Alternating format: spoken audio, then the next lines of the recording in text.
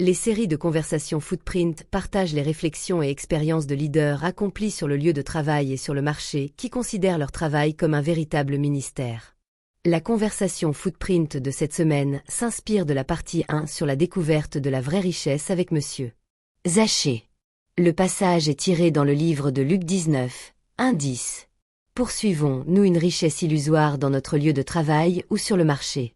À travers son expérience en tant que chef des collecteurs d'impôts, Monsieur Zaché nous montrera comment accéder à la véritable richesse.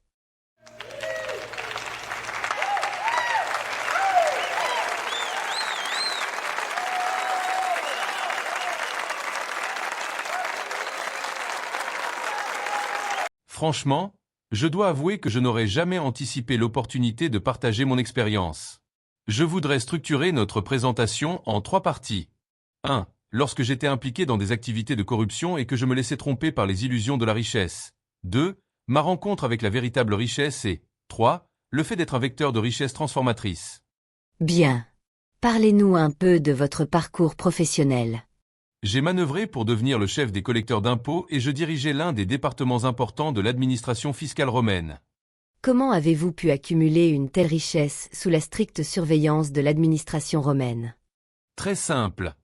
Je m'assurais que les fonctionnaires romains recevaient leur part. De même que certains grands sacrificateurs. Tant que les chiens de garde étaient bien nourris, aucun aboiement ne se faisait entendre. C'était comme 1 pour toi, 3 pour moi. La corruption était-elle systématique, s'étendant des hauts fonctionnaires romains, dont la mission était de superviser les recettes fiscales, jusqu'aux grands sacrificateurs qui devaient utiliser ces revenus pour le bien-être du peuple? Affirmative.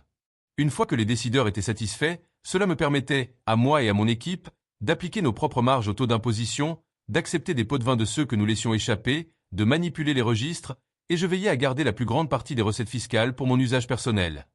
N'avez-vous pas ressenti aucune culpabilité d'utiliser pour vous-même l'argent provenant des impôts, qui est destiné aux infrastructures routières, aux hôpitaux, aux écoles et d'autres services sociaux? Zéro culpabilité. Aucun élément significatif n'est à mentionner avant ma rencontre avec le Seigneur. Cette pratique était généralisée. Les fonctionnaires romains, les grands sacrificateurs. Chacun était focalisé sur ses propres intérêts. C'est pourquoi nous observons un sous-développement, des inégalités et des souffrances partout où les dirigeants font preuve d'égoïsme et ont une vision purement individuelle. Des informations supplémentaires seront communiquées sur ce point dans la partie 3, qui traitera de la richesse transformatrice. D'accord, nous attendons cela avec impatience.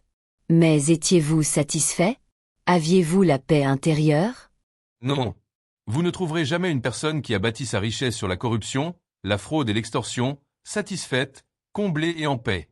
Vous pouvez être entouré d'opulence et même acheter le silence et un respect factice. Mais l'influence, c'est plus que l'opulence.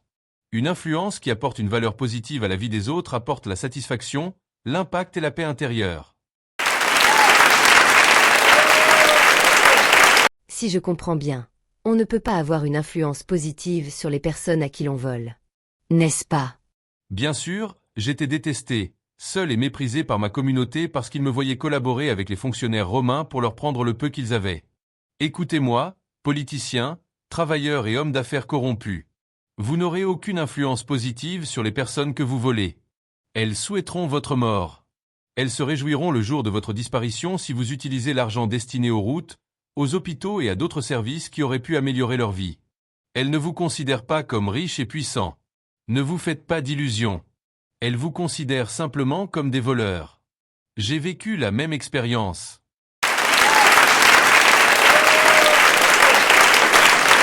Donc, la richesse, le succès, le statut et le pouvoir que les personnes qui recherchent la richesse mal acquise pensent obtenir ne sont qu'une illusion? Oui. Je possédais l'une des plus grandes maisons de Jéricho, remplie de meubles, d'objets de décoration et d'artefacts étrangers coûteux. Mais elle était vide d'amour et de bonheur. Pourquoi les fonctionnaires corrompus sont-ils toujours sur les nerfs, regardant par-dessus leur épaule et s'inquiétant des autres voleurs? Parce que les voleurs ne partagent pas.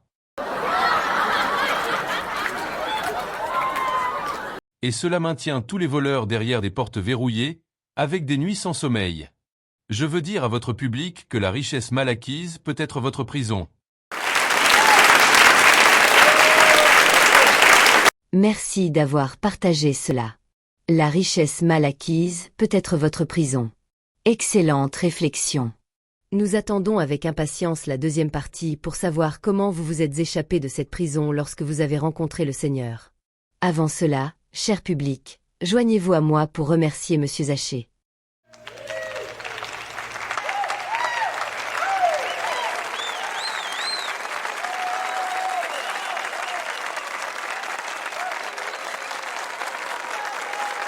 Si la série de conversations Footprint a été une bénédiction pour vous, veuillez la transmettre à d'autres personnes pour qu'elle soit une bénédiction pour d'autres.